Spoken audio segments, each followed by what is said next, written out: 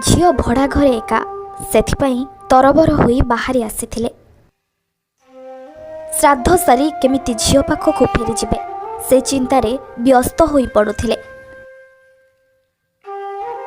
स्वामी काम न सरिबारु बाध्य होई ड्राइवर सह बाहरी आसीथिले, किंतु जानि नथिले झील पाखरे पहुंचबा पूर्वरु से रास्ता रे ही अदृश्य होइजिबे।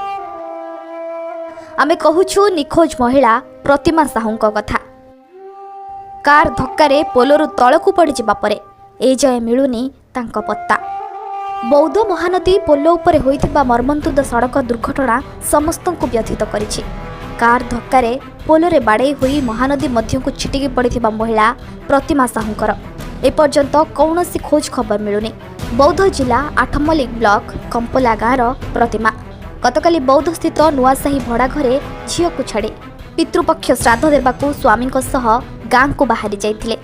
झील को घरे छाड़ी जाइथिबारु संध्या समय तरबर होई घर को फेरिबाकू बाहरी पड़िले, किंतु स्वामी गाँव में किछि काम थिबारु बाध्य होई ड्राइवर टुना बारिक सह बाइक जोगे घर को फेरुथांती।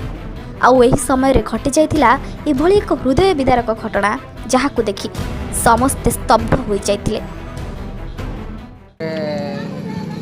आसूला से ड्राइवर सांगे मत बाटर से फोन कले जाऊँ क्यागटा जाके आस क्यागटा जाकि देखिली बारंबार रिंग कर रिसीव कले मुझे बैक करके आसुली देखिली एक्सीडेंट हो। महानदी सेतु उपरे बौद्ध पटु आसुथिबा एक कार धक्का देइथिला प्रतिमा को बाइक को। कार और बाइक मुहांमुही धक्का हेबा फଳରେ बाइक आरोही टुना बारिक घटनास्थल में मृत्युवरण करथिले, किंतु पछुआरे बसिथिबा प्रतिमा पोलो उपरू छिटिकी पड़ी तळकू खसी पड़िथिले। दमकल बाहिनी और ओड्राफ टीम 4 गोटी देशी डंगा सहित गतकाली रात्रि 12टा पर्यंत खोजाखोजी कार्य जारी रखिथिले, किंतु कौनसी पत्ता मिली नथिला।